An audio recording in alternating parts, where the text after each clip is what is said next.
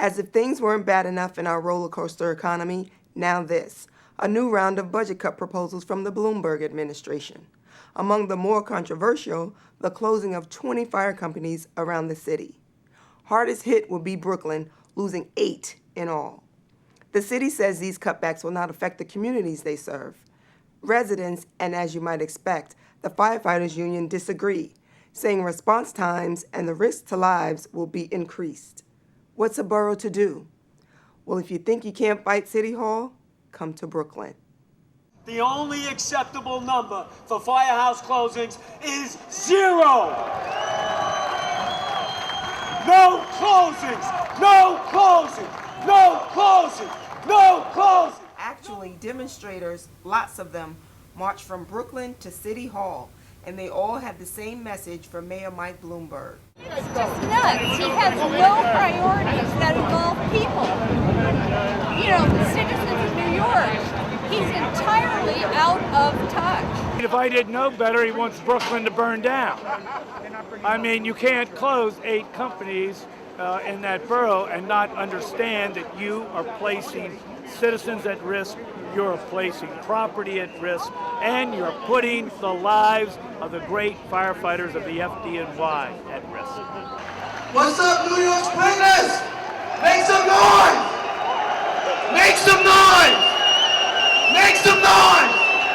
Make some noise! Until people really get angry and get out in the streets and create a ruckus, the powers that be don't listen to you.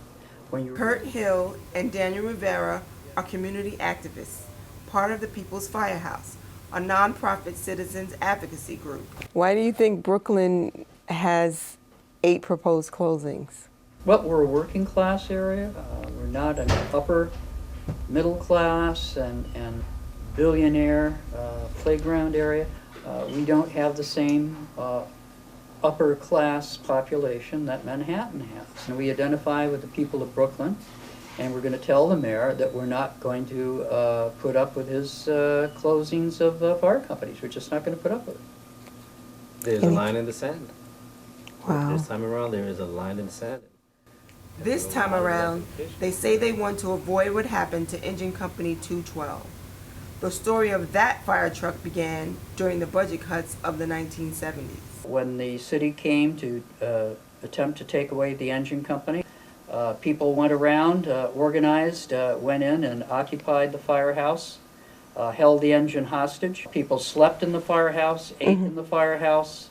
There was a presence 24/7 in the firehouse to make sure that that engine was not removed. After 18 months, the community was victorious. But nearly 30 years later, they lost the fight. Our firehouse was closed in 2003. Right. Finally, the mayor got the mayor of the city got his way and closed the firehouse. And this round, we are certainly showing our solidarity to the other companies by showing up to the protests, writing letters. Protests and letters aside, the Bloomberg administration says that since the 2003 round of closings, the city has actually seen record lows in fire-related deaths. According to the mayor, closings are based on financial standings, call frequency, and response times.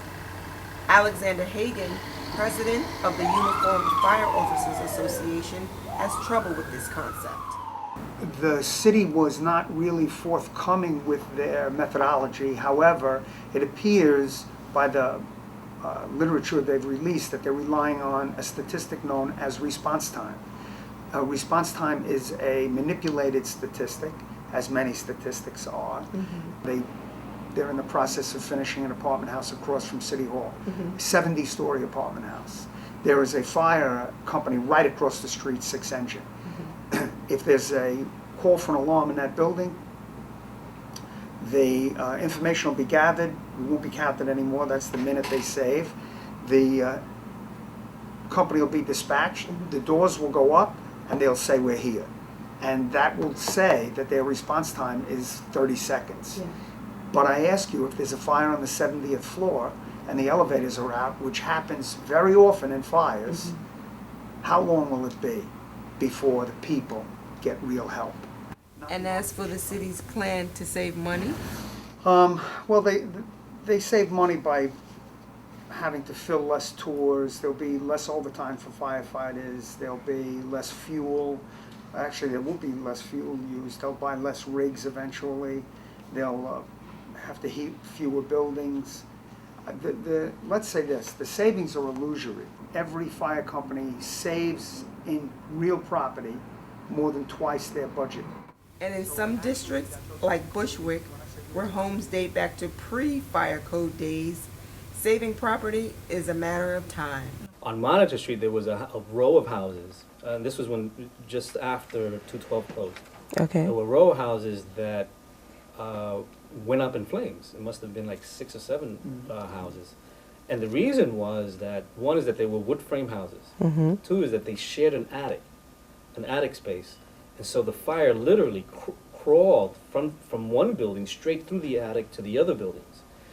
And it was learned that after that fire that a lot of these row houses, these wooden frame row houses, have roof insulation, attic insulation made out of hay. That's how old the buildings are in the neighborhood. They were called the Monitor Street fires, and it really brought out the fact that the makeup of a neighborhood should be a criteria for keeping a firehouse open. It's one thing to take away non-essential needs, but you're taking away firehouses that fight fires.